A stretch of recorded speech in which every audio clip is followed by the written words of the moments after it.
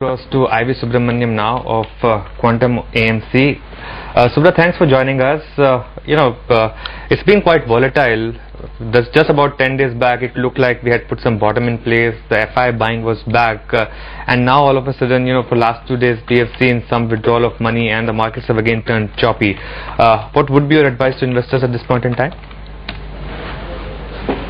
I think from an investor's point of view, any such volatility could actually turn out to be an opportunity, because there could be a variety of stocks or segments which could become cheaper if you take into account the long-term earnings potential of these companies.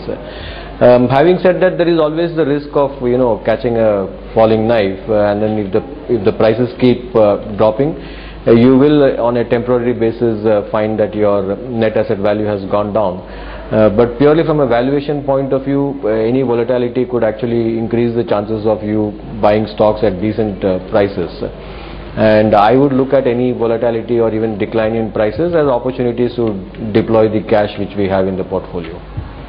Overall, Subra, where do you think earnings upgrade or downgrade is headed from here on? There is no denying an inflation issue, and the last numbers did show that it is domestic demand driven. It really didn't have the food fuel edge to it as much as the non-food core manufacturing inflation rising unexpectedly in an unexpectedly sharp fashion. Do you think that earnings are under threat at all for FY12? I think there will be certain industries where the earnings could take a beating, and therefore there could be a threat to the earnings assumptions. Probably one segment which I can remember is probably the consumer discretionary area, where given all the increases in a variety of raw material prices, I don't think all of them are in a position to pass it on to the end consumer, and therefore I would look at shrinking margins at least for some time to come. Subra, one sector which was thought of as defensive earlier this year was IT, and actually IT has been the worst performer this last month. In fact, some of the large caps like Infosys are down over 2 months, say 17% or so. What's bothering the sector, and would it be a good time to buy? Again, from a valuation point of view, I wouldn't say that they are great value right now to buy, but at the same time, I wouldn't be tempted to sell them either. So it's a sort of if I have in the portfolio, I would continue to be happy holding them. From a business point of view, we actually don't see significant risks. I think time and again when we meet these companies and others, the opportunity still looks very attractive going forward. Near term, there could have been a variety of issues which could have made the stock price decline, including the fact that IT was a good performing sector a few months back. So there could have been some profit booking. Second, some of the large companies are again liquid. So if somebody is facing a redemption pressure, most likely the larger companies, including the IT stocks, could take a beating. So based on 1 month's view, I don't think I'm negative on this sector. I continue to be positive. But at the same time, I wouldn't say that they are really cheap. I think they are somewhere in between being cheap and being expensive. So I would continue to hold because it's already there in the portfolio. How are you looking at the various metal stocks, and for that matter even the metal users? For all through March and even maybe a better part of February, we did see a fall in a lot of commodity prices. We saw them at least peaking off very distinctly in the food commodity market, and to a lesser extent even one would say metals. The softening in crude prices had actually begun even before the Japanese disaster. How would you really approach these metal stocks? Both the primary refiners as well as auto stocks, which will perhaps be users of metal stocks. Yeah, as I said, from an automobile, like I said at the beginning, that the consumer discretionary, which includes some of the automobile companies, they may face a raw material cost pressure, which they are not able to pass it on at this point in time. So therefore, the margins for these companies could take a slight decline going forward. Again, from a refinery point of view, which you said, the issue all comes back to what would be the subsidy, which you cannot anticipate what is the likelihood of the government increasing the prices or not. From a valuation standpoint, refineries, we don't find them very cheap as we did a couple of years ago.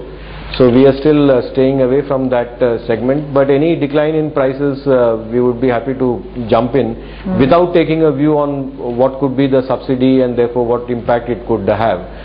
Because that's an area which is unpredictable, but from a pure valuation standpoint, we have seen time and again that refineries do quote very cheaply when oil prices move up sharply. And if that happens, then we would be happy to buy into that segment. Oh, actually, I thought of metal refiners. But anyway, Subra, banking stocks. Okay. Banking stocks, where do you see them headed? There was one brokerage analysis that post the credit policy, margins would be actually under pressure. Also that, with no 3G or that kind of loan demand coming, you could actually see even loan volumes under pressure in FY12.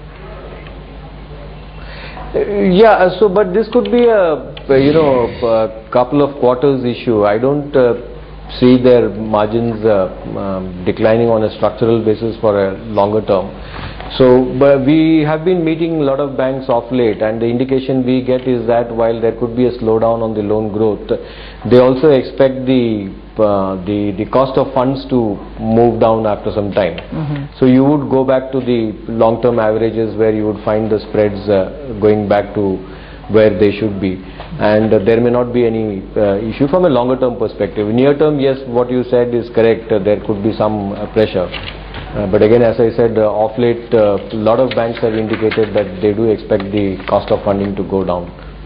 Subra, let's extend that and talk about auto stocks, because we are likely to see these, interest rates to remain at least at these levels, if not go higher. And we've seen big rise in some of the cost pressures. Tata Motors has indicated that they'll need to raise prices from 1st April. So, and going forward, we'll have high base effect as well. What would be your advice on auto stocks?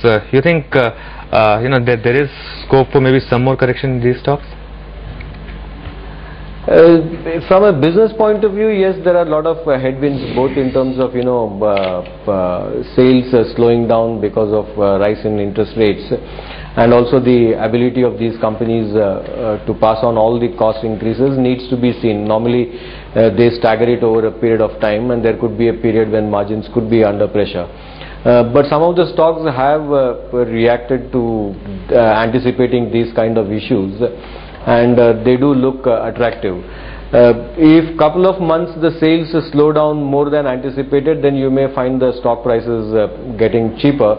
But from our standpoint, even at this point, taking into account a normalized growth, we do find some of these stocks very attractive. So we are happy to buy into them or hold on to these stocks. Okay. Subra, we appreciate you taking time out for us. Thank you very much for joining us. Okay, that's one view on the markets.